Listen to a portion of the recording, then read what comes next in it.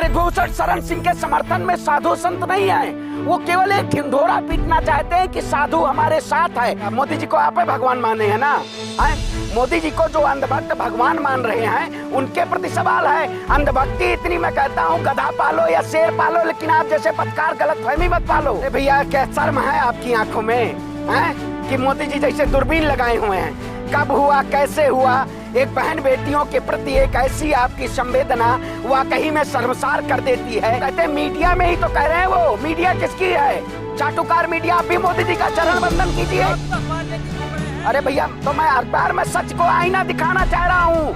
देश के प्रधानमंत्री जी बताएंगे कि आपके शासनकाल में चिन्मयानंद की बात करें, हाथरस की बहन बेटियों की बात करें, देहरादून की बात करें, कुलदीप सेंगर खुला घूम रहा है। वीरे बयान नहीं करती हो तो कहीं ना कहीं शर्म में जुल्लू भर पानी में डूब मरिए। गुलामी करनी है, अगर पहलों में गुलामी बांध लीजिए जंजीरें। आप अगर लड़ नहीं सकते तो झुक जाइए, हम झुकने वाले नहीं है। जो आंदोलन चल रहा था वो राजनीति के ऊपर चला जा रहा है, लगातार खप पंचायतें हो रही हैं, आपको क्या लग रहा है? देखिए, जिधर भी देखो उधर हवस के जल्लाद बैठे हैं। फूल से अपनी बहन बेटियों को बचा के रखो, क्योंकि सत्ता में बे औलाद बैठे हैं। लश्कर भी तुम्हारा, अखबार भी तुम्हारा, झूठ को सच लिख दो। अखबार भी तुम्हारा, एक अखबार ने बहुत बढ़िया प्रिंट मीडिया ने छापा है, आपने देखा होगा, द इंडियन एक्सप्रेस।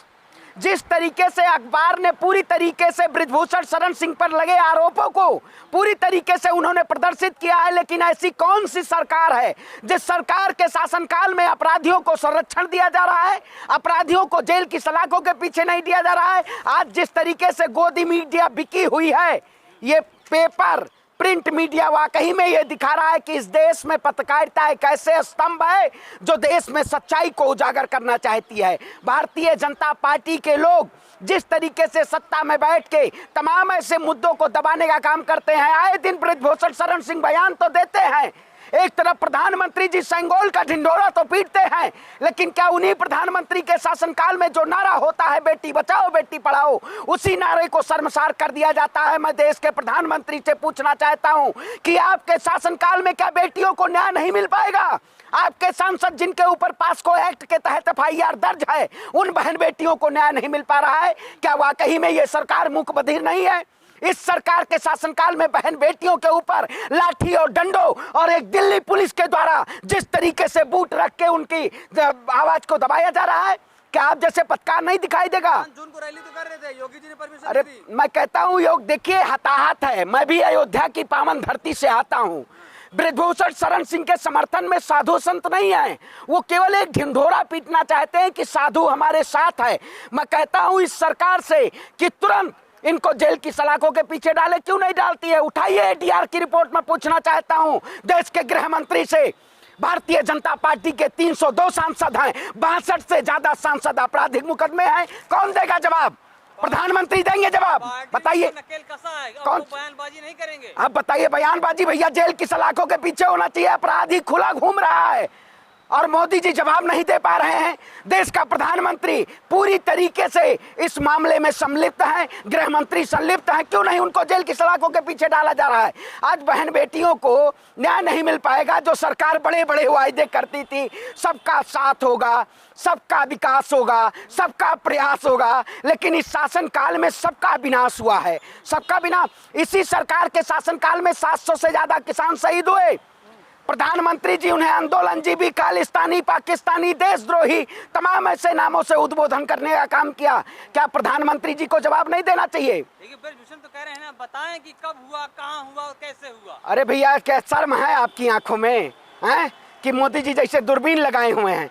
कब हुआ, कैसे हुआ? एक बहन बेटियों के प्रति एक ऐसी आपकी संवेदना वाकई में शर्मसार कर देती है। देश के प्रधानमंत्री जी बताएंगे कि आपके शासनकाल में चिन्मयानंद की बात करें, हाथरस की बहन बेटियों की बात करें, देहरादून की बात करें, कुलदीप सेंगर खुला घूम रहा है। अब उससे पूछा जाएगा, जो बहन बेटी दिन दहाड़े हमेशा आवाज उठाती रही, दिन के अंधेरे में, रात के अंधेरे में, खुले आसमान में, उन बहन बेटियों के ऊपर दिल्ली पुलिस ने लाठी और डंडे बरसाने का काम किया। क्या वाकई में दिल्ली पुलिस जो कहती थी दिल्ली पुलिस लठ बजाओ, कहाँ गया लठ बजाओ? भाई बजना चाहिए ना, बाबा का बुलडोजर कहाँ गया? उत्तर प्रदेश की धरती से मैं भी आता हूं। उत्तर प्रदेश में इन्होंने राम राज्य नहीं, इन्होंने रावण राज करने का काम किया है। यह अहंकारी और तानाशाही सरकार है। जिस तरीके से द्रौपदी का चीरहरण हुआ था तो महाभारत हुआ था, सीता रोई थी तो लंका जरी थी, उसी तरीके से ये देश की पहलवान बेटियां रोई हैं। इस सरकार का अंतिम संस्कार होगा भारतीय जनता पार्टी का। जिस दिन संसद भवन में प्रधानमंत्री सिंघोल स्थापित कर रहे थे, उसी दिन बेटियों पर मतलब बर्बरता किया गया। बिल्कुल सही बात है। राजदंड दिया जा रहा था। देखिए, जो प्रधानमंत्री नरेंद्र मोदी जी सेंगोल के बड़े बड़े प्रचारक थे, सेंगोल का पूरा ढिंढोरा पीट कह रहे ये राजदंड है, संसद भवन में राजदंड रखा जाएगा।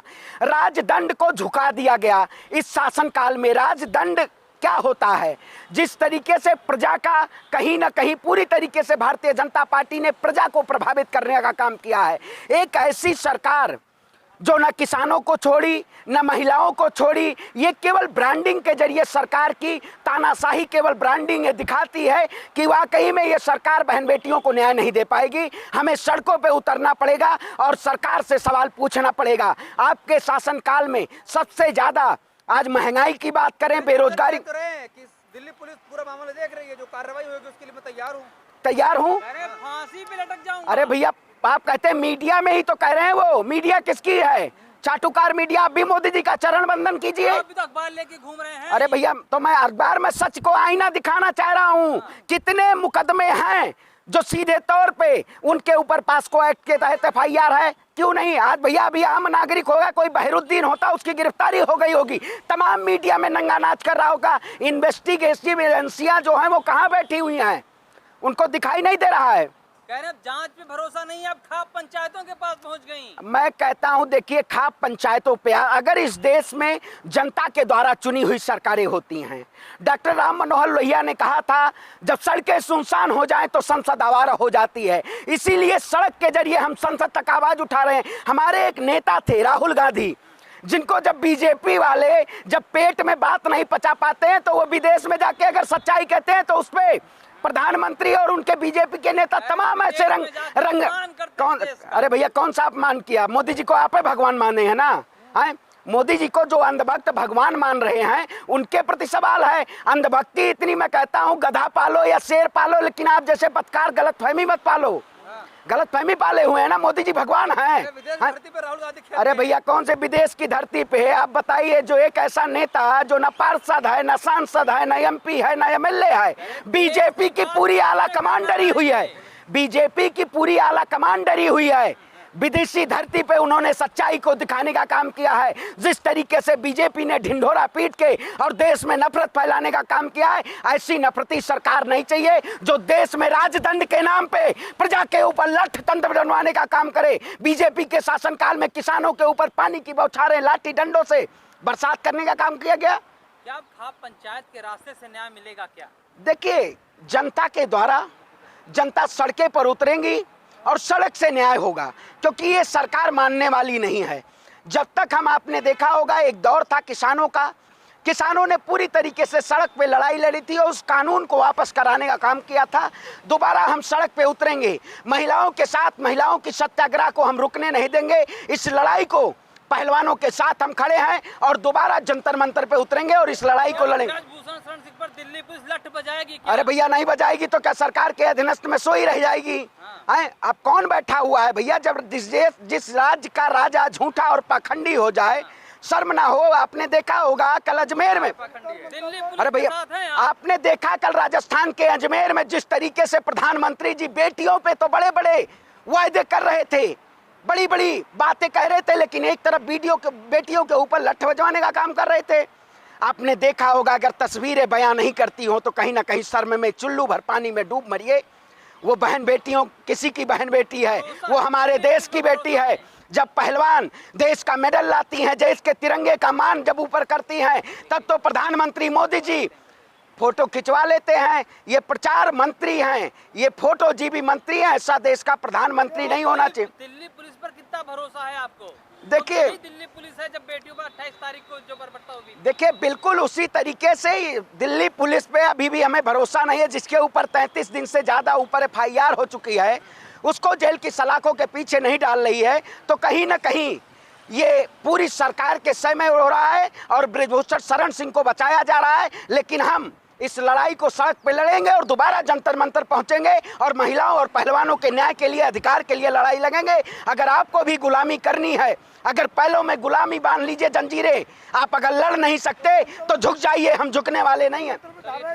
अरे भैया धारा 144 पूरे देश में लगा दीजिए, आपकी बपौती है, मोदी जी के बाप का देश है, बताइए, मोदी जी का देश है।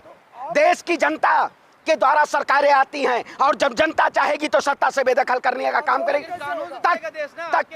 अरे भैया इस देश में कार्यपालिका, न्यायपालिका, विधायिका, पत्रकारिता को शर्मसार कर दिया गया है। कहाँ है नीति आयोग, कहाँ है योजना आयोग, कहाँ है कानून व्यवस्था? कानून व्यवस्था अगर होती तो वाकई में आज जेल की सलाखों के पीछे होता बृजभूषण शरण सिंह, लेकिन बीजेपी तो बचाने में लड़ी है। इस लड़ाई को हम लड़ेंगे, तख्त भी बदल देंगे, ताज भी बदल देंगे, पहलवानों के साथ हम दोबारा जंतर मंतर पे उतरेंगे और बृजभूषण शरण सिंह को जेल की सलाखों के पीछे भेज देंगे। ये लड़ाई लड़ेंगे और जीतेंगे।